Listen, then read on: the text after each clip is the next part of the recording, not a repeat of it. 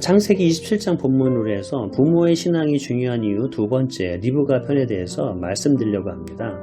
우리는 흔히 신앙의 연륜이 깊으면 깊을수록 부부 사이에 자녀에 대한 신앙적인 그 교육이 더 잘 이루어질 거라고 이렇게 생각합니다. 의외로 직분자인 가정 안에서 기독교적인 가치관에서 자녀 양육 문제 때문에 두 부부가 다투는 일들이 의외로 많습니다. 오늘 본문을 통해서 그 부분을 우리가 좀 살펴보려고 하는데요.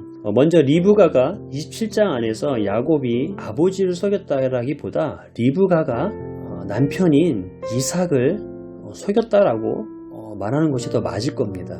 야곱 뒤에서 조종한, 야곱 뒤에서 다 코치한 그 리브가의 모습을 통하여서 부부의 문제를, 자녀에 대한 양육의 문제를 우리가 좀 더 살펴보려고 합니다. 우리 4절을 한번 보겠습니다. 내가 즐기는 별미를 만들어 내게로 가져와서 먹게 하여 내가 죽기 전에 내 마음껏 내게 축복하게 하라. 이 말은 이삭이 야곱을 배제하고 에서만 불러서 지금 축복하려고 하는 그 말이죠. 이때에 이 말을 들은 리브가가 이 축복을 가로채기 위해서 야곱을 독촉하기 위해서 더해서 야곱에게 말합니다. 7절입니다. 나를 위하여 사냥하여 가져다가 별미를 만들어 내가 먹게 하여 죽기 전에 여호와 앞에서 내게 축복하게 하라 하셨으니 그런즉 내 아들아 내 말을 따라 내가 내게 명하는 대로 행하라 이렇게 말합니다.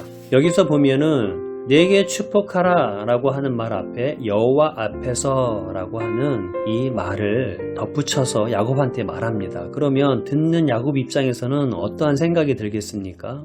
아버지가 죽기 전에 축복하는데 그거 놓치면 안 되지. 그런데 여호와 앞에서 축복한다고? 그러면 안 되지. 왜요? 야곱은 리브가를 통해서 하나님께서 말씀하신 예언이 있지 않습니까?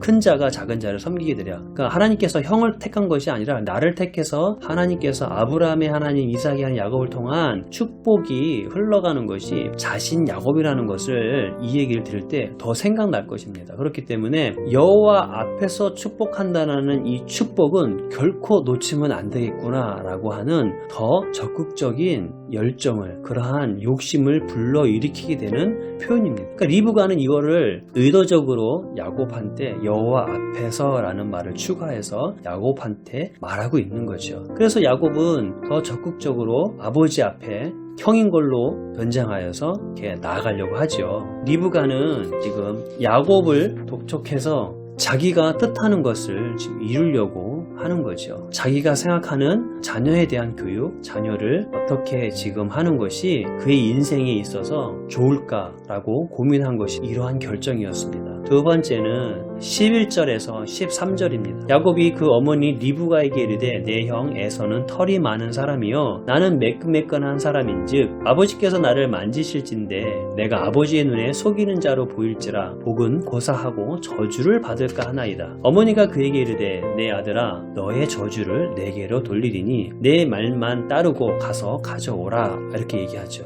여기도 보면 리브가가 적극적으로 지금 야곱한테 말하는데 어느 정도 적극적이냐면 야곱이 어머니 근데 형은 털이 많은 사람이고 저는 털이 없어요. 아버지께서 혹시 저를 이렇게 만져서 털이 없는 것 때문에 제가 에서가 아닌 야곱이라는 것이 알아차리게 되면 축복이 아니라 저주를 받게 되면 어떻게 합니까? 라고 두려워하죠. 그때 리브가가 말하죠. 지금 그 저주 내가 받을게. 너 걱정하지 마. 그냥 받아. 혹시 아버지가 알아차려도 걱정할 필요 하나도 없어. 이렇게 말하는 거죠. 무서운 얘기 아닙니까? 여기 문맥상 여호와라는 이름이 없지만 이거는 하나님의 이름 앞에서 저주 아닙니까? 왜냐하면 리브가 자신이 얘기했잖아요. 여호와 앞에서 축복하는 거니까 너 놓치면 안 돼. 그러면 야곱 입장에서는 어떻게 해석합니까? 여호와 앞에서의 축복이니 내가 아버지를 속였다는 것이 아버지가 알아채면 여호와 앞에서 저주를 받을 텐데 얼마나 두렵겠습니까? 근데 리브가는 지금 그렇게 생각하는 야곱한테 야 여호와 앞에서의 저주? 내가 감당할게. 어떻게 이렇게 담대하게 말할 수가 있을까요? 그만큼 리브가는 자신이 야곱한테 가르쳐주는 그것을 100% 확신했다라고 밖에 볼 수 없는 그러한 장면입니다. 그만큼 리브가는 야곱보다 더 적극적인 사람이요, 더 속이는 자요, 더 목적지향적이고 신앙에 있어서 이삭보다 더 열정적인 사람이라는 것을 알 수 있습니다. 이러한 모습은 이삭과 리브가가 자식을 향한 편애가 있었다라는 것을 알게 되는데요. 우리 본문 5절, 6절에 보면 이런 표현이 있죠. 이삭이 그의 아들 에서에게 말할 때에, 그 다음 6절, 리브가가 그의 아들 야곱에게 말하여 이르되, 이삭이 아들에게 말할 때 그의 아들 이렇게 성경 저자가 표현하고 있어요. 그리고 리브가는 그의 아들 야곱 이렇게 표현하고 있어요. 뭐냐면 이삭은 지금 자기 에서를 그의 아들이라고 여기고 있고, 리브가는 야곱을 자기 아들로 여기고 있는 거예요. 25장 28절에서 두 사람이 자식을 어떻게 편애했는지를 한 구절로 이렇게 표현하고 있습니다. 이삭은 에서가 사냥한 고기를 좋아하므로 그를 사랑하고, 리브가는 야곱을 사랑하였더라. 이렇게 편애하고 있었다라는 걸 알고 있어요. 근데 25장 28절에서 이 편애는 27장에서 결정적으로 드러나는데, 이 편애가 지금 이삭을 속이고 에서를 속여서 형이 동생을 죽이겠다라고 하는 이러한 일까지 벌어지는 단초를 만들었다는 거죠. 그러니까 두 부부 사이에 자식을 향한 편애가 자식 간에, 형제 간에 원수가 되는 단초를 제공했다라고 말하는 겁니다. 그리고 부부 사이에 자녀에 대한 이 편애는 거기서 끝나지 않고 자식끼리도 부모를 향한 편애가 갈리는 그렇게 영향을 받게 됩니다. 에서가 야곱의 속인 것을 알고 동생을 죽이려고 할 때 부모가 걱정을 합니다. 결국 이삭도 지금 야곱을 어쨌든 자기 자녀이기 때문에 형제간의 그러한 다툼을 넘어서 살인이 일어나는 걸 원치 않았죠. 삼촌네 라반의 집에 가서 형이 잠잠할 때까지 있어라 라고 하면서 그를 야곱을 축복하면서, 너는 형처럼 가난한 여자를 아내로 취하지 말고 삼촌네 집에서 아내를 취해라, 이렇게 얘기를 하죠. 이것을 본 에서는 자기가 아버지 앞에서 가난한 여자를 취한 것에 대해서 아버지가 기뻐하지 않았구나라는 것을 더 이번에 알게 되죠. 그래서 아버지의 마음을 사려고 할아버지 아브라함의 아들 이스마엘의 딸들 중에서 아내를 그렇게 맞이합니다. 이렇게까지 행동으로 그 여자가 좋아서 아내를 삼은 게 아니라 아버지의 마음을 흡족하기 위해서, 아버지의 마음을 돌이켜서라도 아내를 삼았다라고 하는 거죠. 그때 에서는 이렇게 표현합니다. 28장 8절입니다. 에서가 또 본즉 가나안 사람의 딸들이 그의 아버지 이삭을 기쁘게 하지 못하는지라 라고 어머니의 이름이 빠집니다. 그만큼 에서는 어머니의 마음은 안중에도 없어요. 단순히 아버지 이삭에게만 지금 아버지의 마음에 흡족하기 원한 거죠. 부인이 그렇게 해석해서 말하고 있는 거죠. 아까 말씀드린 대로 두 부부가 자식을 편애한 것은 두 부부의 편애로 끝나지 않고 그 자식들도 부모에 대한 편애가 갈려져 있는 거예요. 그러니까 형제들 간에도 당연히 그 영향이 있어서 에서와 야곱 사이에 보이지 않는 갈라짐이 있었다라는 거죠. 이 문제의 시작은 두 부부에게 있는 겁니다. 근데 이 두 부부가 왜 편애했을까요? 이 편애한 것에 대한 그 원인을 좀 우리가 찾아가려고 한다고 하면은, 두 아들이 탄생할 때의 그 배경을 우리가 좀 보면은 알 수 있습니다. 25장 21절, 22절, 23절에 보면 두 아들의 탄생 배경이 나오는데 이렇게 성경이 기록합니다. 이삭이 그의 아내가 임신하지 못하므로 그를 위하여 여호와께 간구하매 여호와께서 그의 간구를 들으셨으므로 그의 아내 리브가가 임신하였더니, 이렇게 기록합니다. 이삭은 40세에 늦지막히 결혼했고 60세가 될 때까지 자녀가 없었어요. 아브라함의 하나님이 이삭의 하나님이 된 아버지로부터 하나님께서 약속을 통하여서 열방에 복이 흘러가는 그러한 자녀를 줄 거라고 말씀하셨기 때문에 그 자녀를 준다라고 말씀하셔서 20년이 기다려 자녀가 없었던 이 상황에서 리브가보다 이삭이 더 적극적으로 하나님 앞에 이 문제를 가지고 가서 응답을 받습니다. 그 응답으로 자녀가 잉태하게 되죠. 이거는 이삭이 경험한 하나님이에요. 근데 리브가는 자녀가 잉태했을 때 아이들이 태중에서 막 싸우게 되죠. 너무 싸우게 되니까 이것이 근심이 되어서 여호와 앞에 이 문제를 가지고 가죠. 22절입니다. 그 아들들이 그의 태 속에서 서로 싸우는지라 그가 이르되 이럴 경우에는 내가 어찌할꼬 하고 가서 여호와께 묻자온대. 자, 여기서 여호와께 누가 물었습니까? 바로 리브가가 하나님께 적극적으로 묻죠. 리브가는 이 문제를 가지고 여호와 앞에 나갔고 이 문제를 가지고 갔을 때 여호와 하나님께서 주신 답이 23절 여호와께서 그에게 이르시되 두 국민이 내 태중에 있구나. 두 민족이 내 복중에서부터 나누이리라.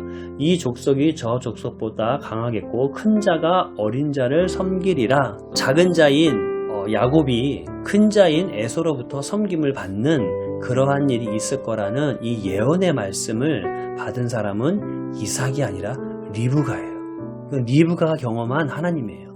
두 사람이 경험한 하나님은 같은 하나님이지만 두 사람의 이 경험에 대한 해석은 서로가 달랐다라는 것이죠. 일반적으로 하나님께서 장자를 통해서 축복하는 것이 그들의 문화였고 시대적인 문화였어요. 근데 이 시대적인 문화를 거슬리는 하나님의 말씀을 받은 것은 리브가입니다. 처음에 이삭은 리브가를 통한 이 하나님의 예언적 말씀을 들었겠죠. 공감했을 수도 있죠. 그러나 시간이 지나면 지날수록 이삭의 입장에서는 에서가 사냥을 하고 남자답고 자기가 보기에 아내를 통한 그 하나님의 말씀은 아내를 통해서 들었기 때문에 직접 듣지 않지 않았습니까? 자기가 아무리 봐도 야곱보다는 이삭이 하나님이 축복해야 될 또 마땅히 장자였기 때문에 그가 더 마음에 들었고 아버지의 마음을 흡족했고 아버지의 마음에 들게끔 맛있는 별미도 만들어 왔기 때문에 이삭 입장은 시간이 지날수록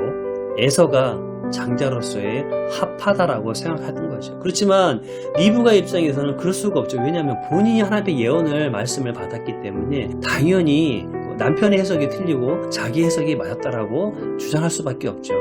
이것이 점점 골이 깊어진 거죠. 이 골에 깊어진 것이 결정적으로 드러난 것이 바로 27장에서의 이 축복 사건을 통해서 그 안에 수면 안에 깔려있던 신앙적인 자녀를 위한 교육이 여기서 결정적으로 부딪히게 되는 이 장면이고 이 일로 인하여서 오히려 축복이 된 것이 아니라 그 가정 안에서의 어려움이 돼버리고 말았습니다. 이것을 통하여서 우리가 무엇을 알 수 있습니까?